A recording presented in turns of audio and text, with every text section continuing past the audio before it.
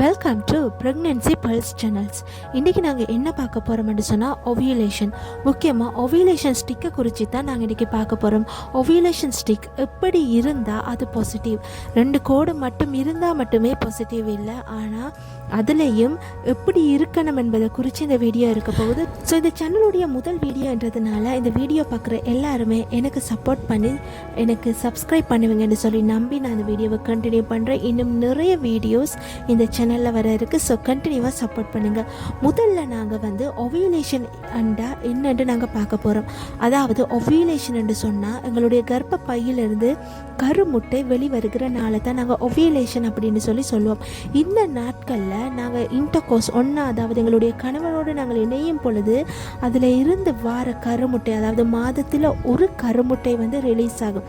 So அந்த கருமுட்டையை ஒரு ஹெல்த்தியான ஸ்பெர்ம், அதாவது விந்து சந்திக்கிற நேரம் அந்த நாளில் கருக்கட்டு குழந்தையாக மாறுது. இந்த நாளை நாங்கள் ஒவியுலேஷன் சொல்லுவோம்.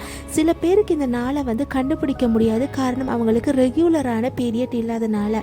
அப்படிப்பட்டவங்க இந்த ஒவியுலேஷன் ஸ்டிக்கை யூஸ் பண்ணி கருமுட்டை எப்போ வெளியில் வருது என்பதை நாங்கள் அடையாளம் கண்டு அன்றைக்கு கணவரோடு இணைகிற நேரம் அவங்க கருக்கட்டி கொள்றதுக்கான வாய்ப்புகள் அதிகம். அதனால தான் ஒவியுலேஷன் ஸ்டிக்கை அறிமுகப்படுத்தி இருக்காங்க. இது ஒரு ஒவியுலேஷன் ஸ்டிக், அதாவது LH அப்படின்றது லூட்டினைசிங் ஹார்மோன் அதிகரிக்கிற நேரம் இந்த கருமுட்டை வெளியில் வருது அப்படின்றது தான் நிகழ்கிறது. அதனால இந்த லூட்டினைசிங் ஹார்மோன் எப்போ அதிகரிக்குது என்பதை நாங்கள் கண்டு கொள்வது தான் இந்த ஒவியுலேஷன் ஸ்டிக்கோட பெரிய பங்கு. ஸோ இது ஆன்லைனில் வாங்கினேன். ஸோ இது வாங்குகிற நேரம் எப்போ உங்களுக்கு கருக்கட்டுமெண்டா 2 கோடு வரணும். 2 கோடு மட்டும் வந்தால் போதாது, அந்த 2 கோடுமே டார்க்காக இருக்கணும்.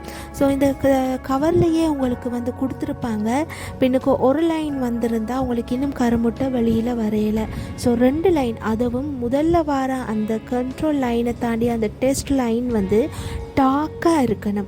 அது ரொம்ப லைட்டாக இருந்தால் கூட அதுவும் போதாது. ஸோ நீங்கள் நினைப்பீங்க 2 லைன் வந்தாலே ப்ரெக்னென்சி டெஸ்ட் டைம்லேயே அது பாசிட்டிவ், ஆனால் இங்கே மட்டும் 2 லைன் அது டார்க்காக வரணும்னு சொல்கிறீங்கன்ட்டு.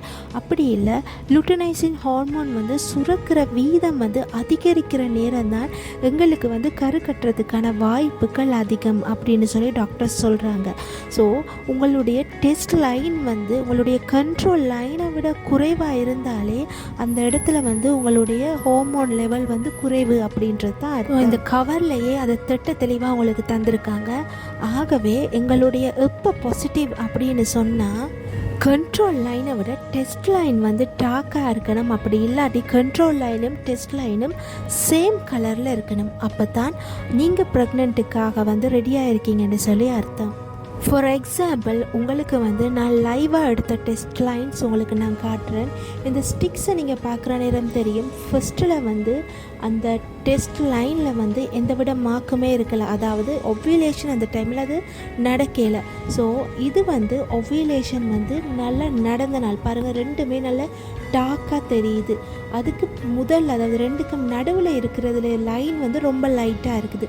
ஸோ அது கூட நெகட்டிவ் தான். இந்த மாதிரி நல்ல டார்க்காக வந்தால் தான் ஒவியுலேஷன் ஸ்டிக் பாசிட்டிவ். ஒன்று ஞாபகம் வச்சுக்கோங்க, ஒவியுலேஷன் ஸ்டிக் நீங்கள் டெஸ்ட் பண்ணுற நேரம் உங்களுடைய யூரினில் மார்னிங் செகண்ட் யூரின், அதாவது காலமாக 10 மணியிலேருந்து இரவு 8 மணிக்குள்ளே நீங்கள் செக் பண்ணுறது மிகவும் நல்லது. அதுவும் அதிகப்படியான தண்ணீரை அருந்திட்டு போயிட்டு நீங்கள் செக் பண்ண வேண்டாம். ஸோ மார்னிங், அதாவது 10 to night 8க்குள்ளே நீங்கள் இதை செக் பண்ணுறது மிகவும் பொருத்தமானது. அது மட்டுமல்ல, ப்ரெக்னென்சி மருந்து ஸ்பீடாகவே ஏறாது, கொஞ்சம் ஸ்லோவாக தான் காட்டும். அதுவும் அந்த பேக்கெட்லேயே 10 நிமிஷத்துக்குள்ளே ரீட் பண்ணுங்கன்னு சொல்லி தான் இருக்குது. ஸோ இந்த வீடியோ உங்களுக்கு ரொம்ப தெளிவாகவும் உபயோகமாகவும் இருக்குமென்னு சொல்லி நம்புகிறேன்.